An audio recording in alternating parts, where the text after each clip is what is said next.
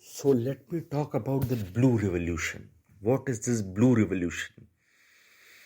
Well, it is an intense revolution and a very immense revolution. As the color blue signifies, the blue is the color of universality, because the sky is blue on earth, and wherever you go the sky is there. It may not be visible at times, but ultimately it is there throughout the earth, throughout the globe. So blue is the color of universality. Blue is the color of everythingness. So what this blue revolution will be? Revolution is a revolution which would call for the establishment of a common world government. Also, although that's the end which it wants to achieve, but it will culminate in the formation of a world government. But it will begin with various people, various individuals in different nations, different nationalities, who will come up, who will rise and call for this revolution. This revolution may begin in one country or two countries or three countries simultaneously, but not necessarily in a coordinated manner. But as and when its clamor grows, it's become so intense, then of course the various revolutionaries, the various people who will want change in different parts of the world will unite. Basically, blue revolution is about the fact that until and unless nations are independent and they are separate, and also until and unless religions are not fixated and rigid, they should become universal. Religion should convert to universal values. Religion should convert to something like omnism, belief in all religions, respect for all religions, because religions teach us humanity. So we have to take that into consideration. Humanity alone should be the consideration. Everyone should become human, and everyone should become omnist. Omnist is a person who believes in all the religions. So omnism is a wide umbrella, very wide umbrella, under which one may practice one religion or one may practice two religions. But when a person, he or she, believes in omnism, then he or she believes in all the religions. So this blue movement is going to be a universal movement. This blue movement is going to be an international movement, and it will vouch for the establishment of an independent. It will vouch for the establishment of a world government, a supranational government, a government that will frame policies, regulations for the entire humankind, and not just the humankind, all the flora and fauna and various other things which remain there in and around human settlements. So blue revolution is about changing the contours of geopolitics. It's about, why nations. There are 193 nations in this world, and as per another definition, there are 195 nations in this world. So many nations. It's like you have taken a big log, and if it is united, it is monolith, and many people use it and to break some gate of a fort or something, then it will break, because all the people's efforts will be unified, because tree log is complete one, it's monolithic. But suppose there's a long tree and there are various pieces of that tree, and different people are holding different pieces of that tree, then even if they try to attach it, even they try to bring it together, it won't come. So humanity is failing, nationality is failing, because nations are divided. There are so many nations. Humankind is divided on so many respects. And this division is not just division. This division is not just to ensure that, okay, we can't manage the entire humanity together, So each nation let each nation manage its own part of humanity. It's not like that. It's not like that even, because nations are competing. Nations are continually competing in various spheres, and the worst thing is they're competing in the field of defense. There's such a big arms race. Of course, arms race have slowed down considerably after the decline of Cold War and disintegration of the former Soviet Union, things like that. But still, there is arms race, and now new countries are coming up, new alliances are coming up. China is an emerging country, emerging world power. Its economy is going to be more than USA. It is already more than USA when we see the PPP factor, purchasing power parity factor. China is an emerging power which is and may challenge USA in the time to come. So strifes have not settled down. They have become lessened. If we see the history, the First World War and the Second World War, they changed the things quite a lot, substantially, even drastically, you can say. For example, colonialism, imperialism, at least the brutal forms of these ideologies were disseminated after the Second World War. UK had so many colonies, France had so many colonies, various European countries had so many colonies. They gave them independence. So of course, Second World War was a game changer, a big game changer. Now also wars are taking place. Now also, but they are much milder, they are much lesser. For example, Russia is attacking Ukraine. It's a war, a big war. But these wars are quite less now, and these are being carried out by countries which are not committed to civility, which are really not committed to democracy. All the three nations you see, Russia is not democracy actually, because we know how things happen there, how things are done there, and if a country attacks a neighbor country like this, it doesn't have that civility, it doesn't have that sense of democracy. Whether it's so, the few states, handful of states, just three we can say: Russia, China, and North Korea. No doubt, these countries are big countries also, especially Russia and China. But then, how long will they exist the way they are existing? That's another question. Times can change so many things. Time has changed so many things. So many dozens of, I think more than a dozen of communist countries in the Eastern Europe, they have given up communism. Even Soviet Union, former Soviet Union gave up communism. Russia is not a communist state. But still, perhaps because it has come out of that, it has come out of the legacy of 70, 80 years of communist rule. So it's not free of that mindset. Rulers are doing things wrong.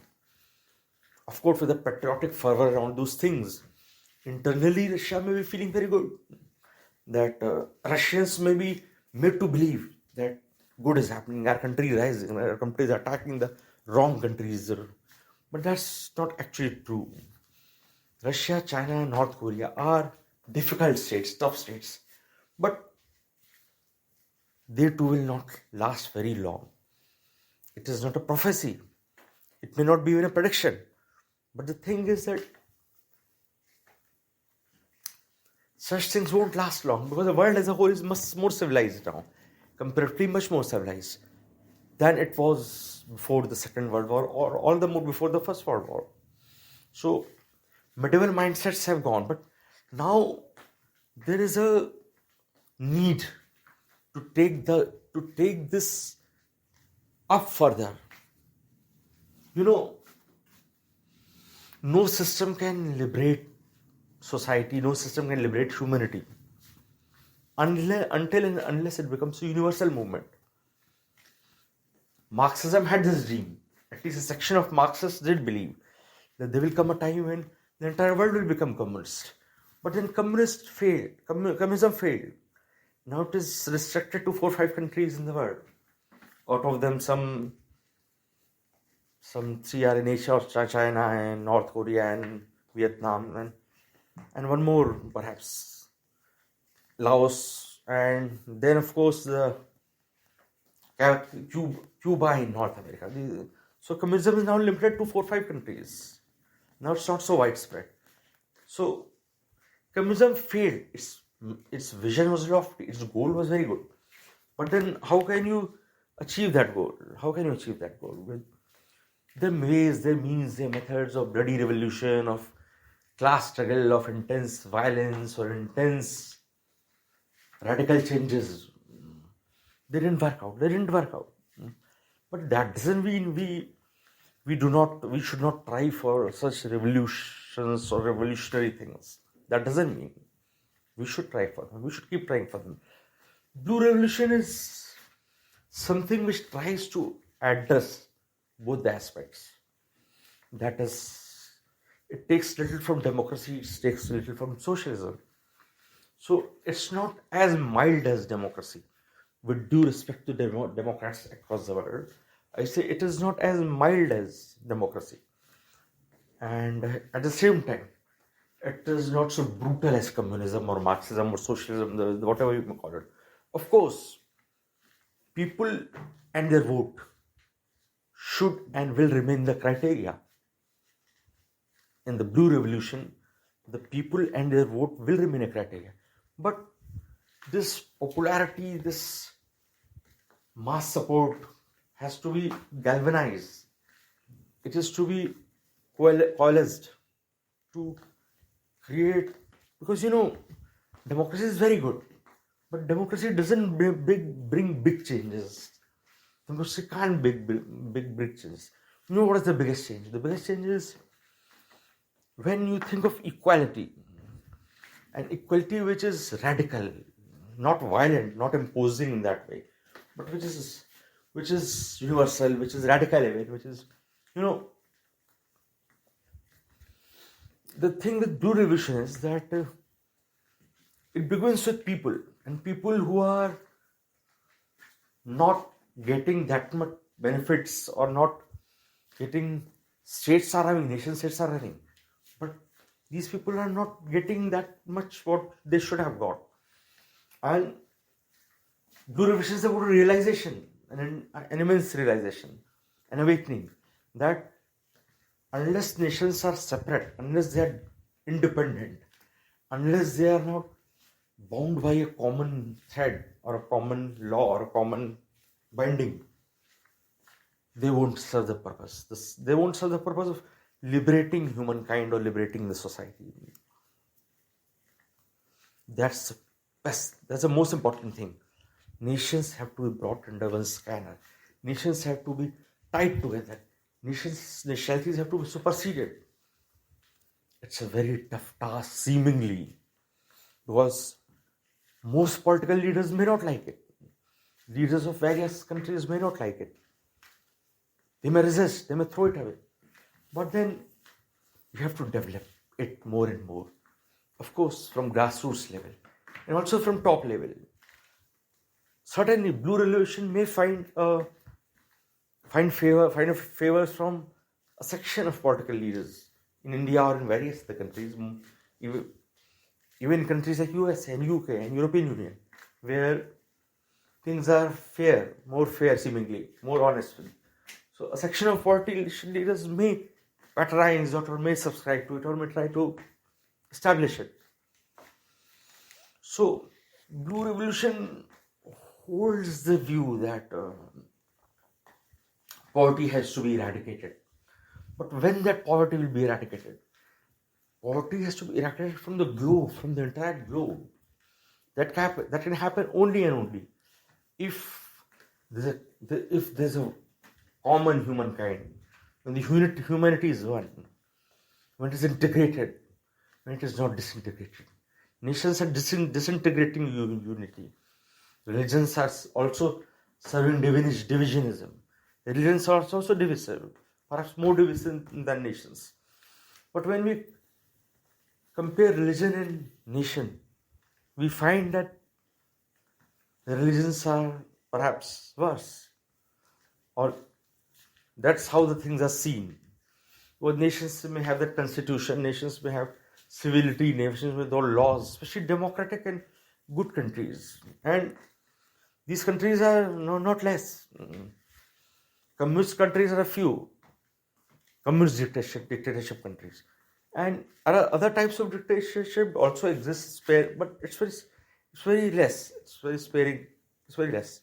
So, thing is that we are trying to, through Blue Revolution, we want to achieve unity, the real unity, the global unity, the international unity, which alone can make the world progress, make humankind progress.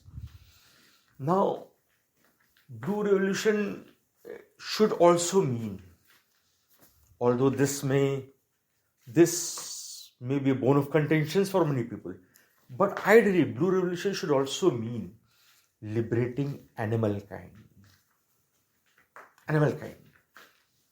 Because I know it's a very, very, very radical thing which I'm going to talk about.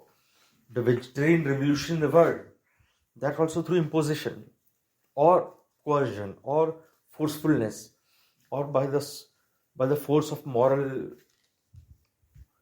strength.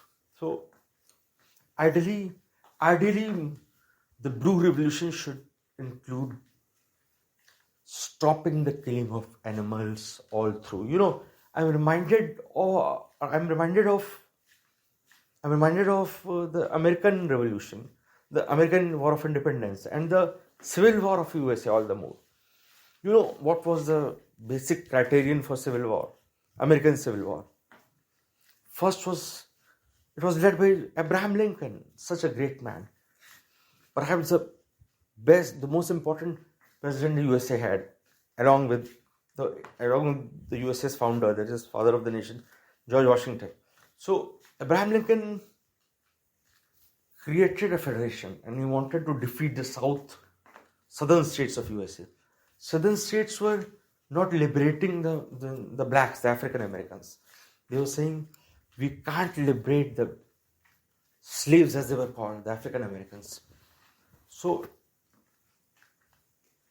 Abraham Lincoln was very revolutionary. He said, no, slavery has to go.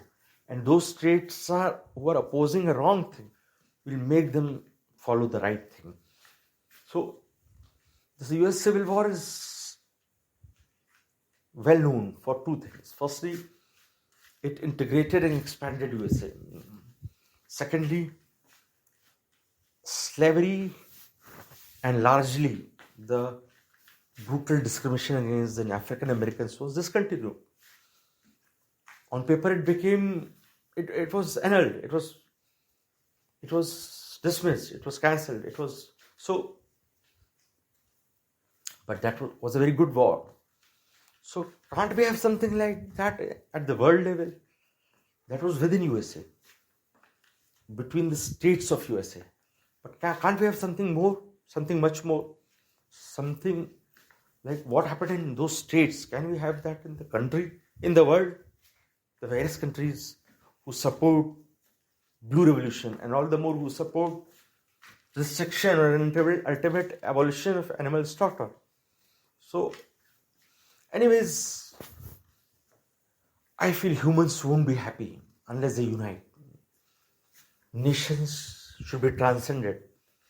Religions should be converted into morality, into universal respect for all religions, equal belief in equality of all religions, humanism and other things. Religion has to disseminate it. Its negative thing is to be removed, and that's to convert it into positive force and a unified force. Because there's a basic teaching which underlines all the religions and spiritualities, and this basic teaching is quite tough to practice it for various reasons.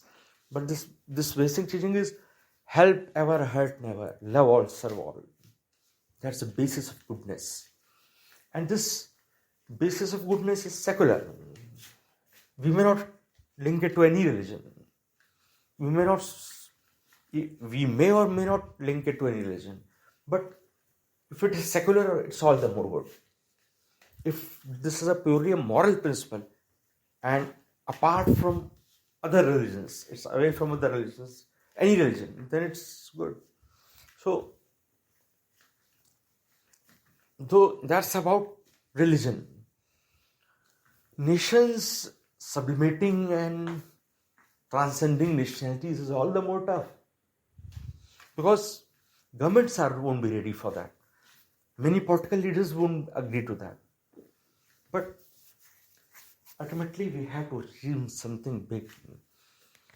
We don't want things to continue the way they are continuing. You know the idea of Marxism? Marxism dreamt of a situation where the supply would be so much, the universal accessibility will be so much of all the products and resources, whatever, that certain things will just wither away. They will just disseminate. And what are the things that will wither away? There will be things like money, things like a formal economy, things like inequality, things like poverty, things like exploitation. So actually that goal is very good. And ultimately we should reach that goal. But we can't wait. I don't think so we can wait. Because if you feel things will evolve, things will happen naturally on their own course, that's not very true. That's not very right. We have to change it. We have to make it. It is likely to change if we try. We have to try hard. We have to try very much. Then it is likely to change. We may change. We will change it. We may change it. We have to change it. And we can change it. So, we have to do that. Otherwise, there's no scope. There's no bright future. Democracy doesn't promise us something very radical, something very different, something very weird. But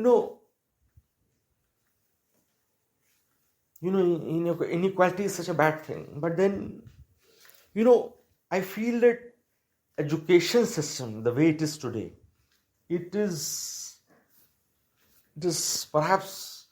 sort of a discrimination. When we see the entire humanity, when we see the entire society, entire humanity of the world, or the entire society in a country, the citizens who live in a country. So, when they take exams, students take exams, those who are good, those who know the lessons well, those who are good in studies, they get good marks. And they perform well in academics. But certain students perform well. Various other students do not perform well.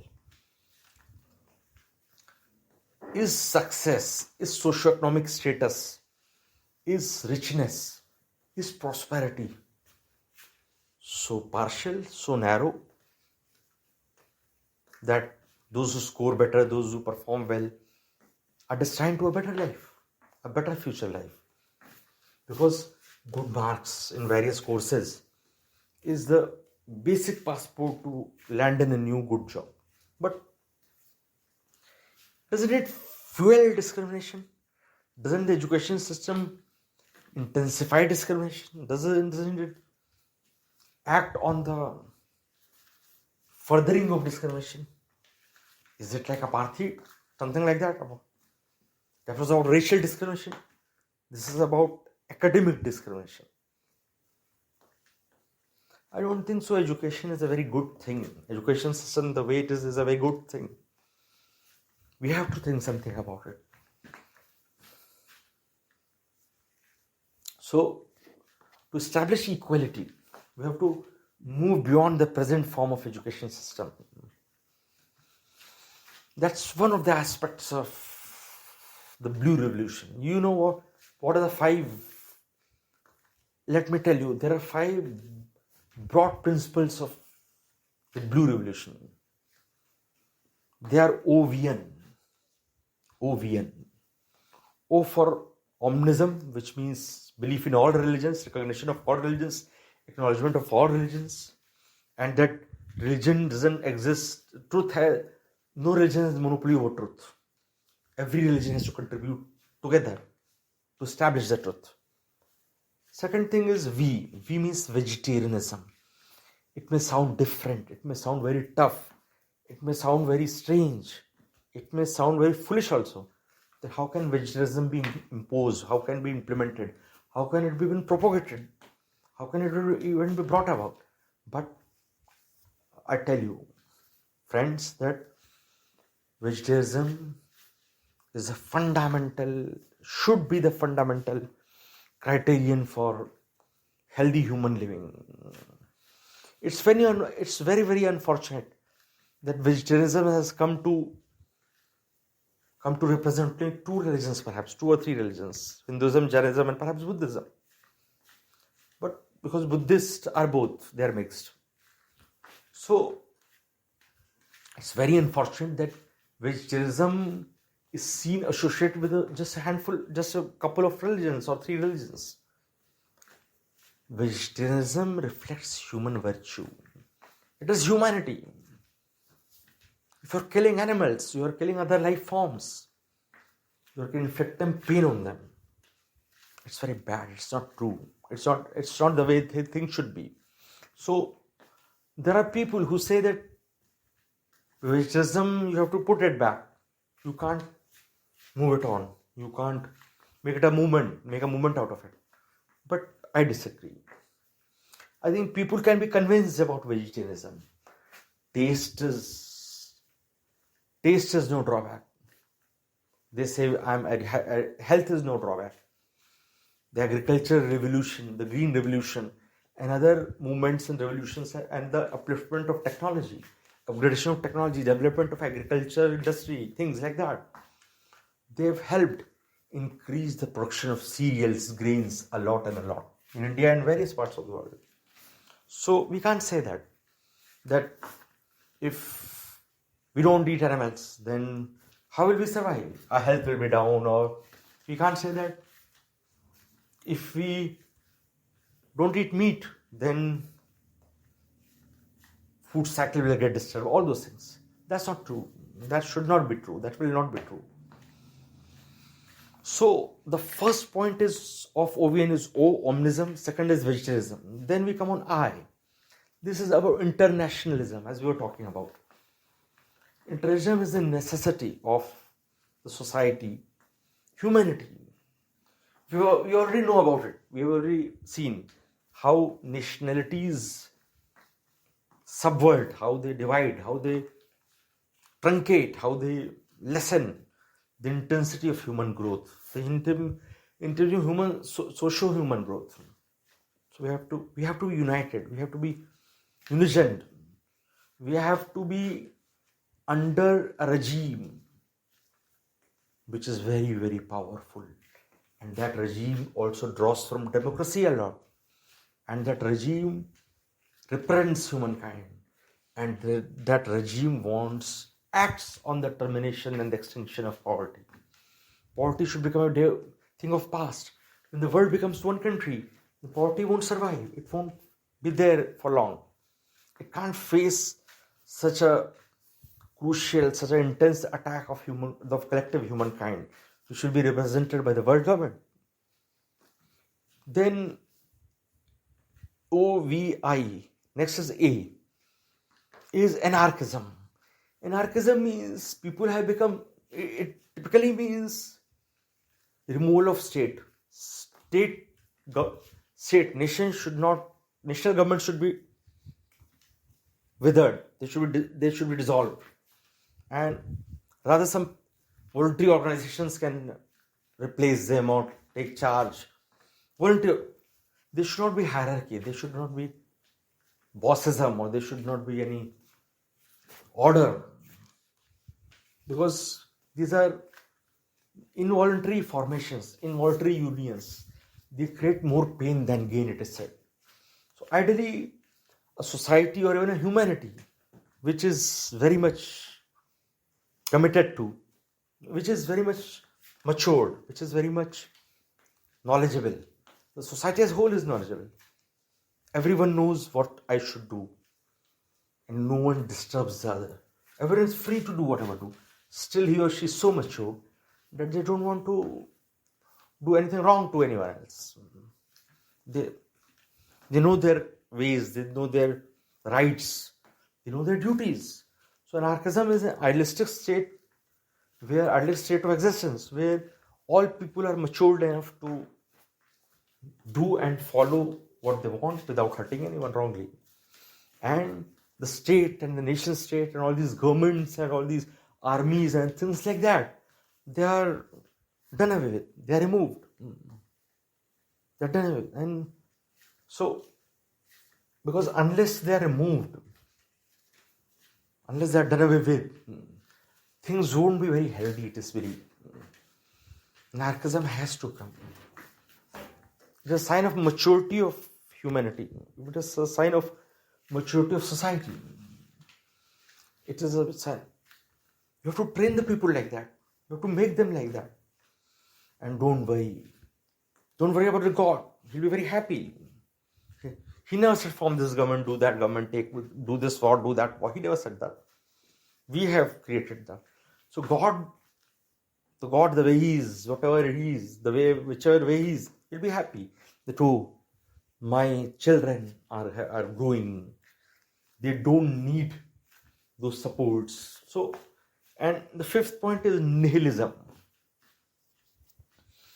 Irrespective of whether you believe in some eternal principle, like God or some other truth, some immortal truth, irrespective of the fact, the thing is that everything we see physically and extra physically also, in the universe, in our earth itself, everything is perishable. From humans to trees to plants to buildings to furniture, everything is perishable. So nihilism is the fifth guiding principle of the Blue Revolution. Nihilism is that nothing is permanent. Nothing is. And it is a very common observation. It is a. If you sit down and think, you will know. You know, even universe has any. Scientists believe that universe will also start, and they say it expands and then contracts and it changes forms, it goes out of existence. So it things. Even universe is aging. Even universe is caught up in that cycle of time. So nihilism. Let us believe in nihilism. Believing in nihilism brings about many new things. It helps us. It helps us in various ways. Like, for example, you are not unduly emotional. You are not impatient about things. You are not panicky about things. Because you have understood that, okay, we are real. Everything is real. But they are transient. The nature of our reality is that it is transient. It's changing, continually changing. We know we were born. Before birth we were nowhere. We know we'll die. After death we'll be nowhere. So this thing has to be understood. This thing has to be imparted. This thing has to set in to make the people realistic. To make the people intense, to make the people effective, to make the systems energetic. When people will be systematic, organized, effective, then system will also become much better. So that's the 5 guiding principles of the Blue Revolution, OVN. O means omnism, which is respect of all religions.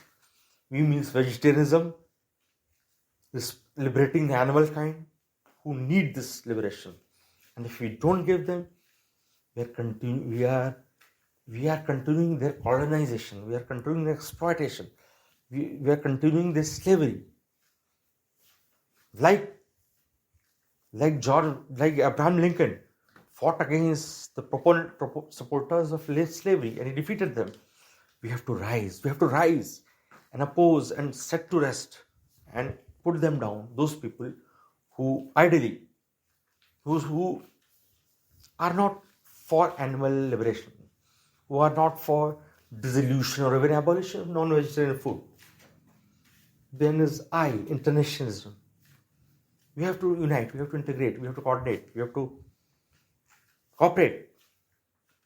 Anarchism, the ideal state where everyone knows what she wants to do and how they can do that in the best manner and without hurting anyone. Everyone is responsible, everyone is careful.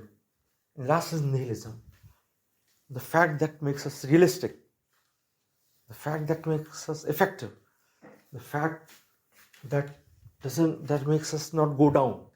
So this was about the Blue Revolution in this episode.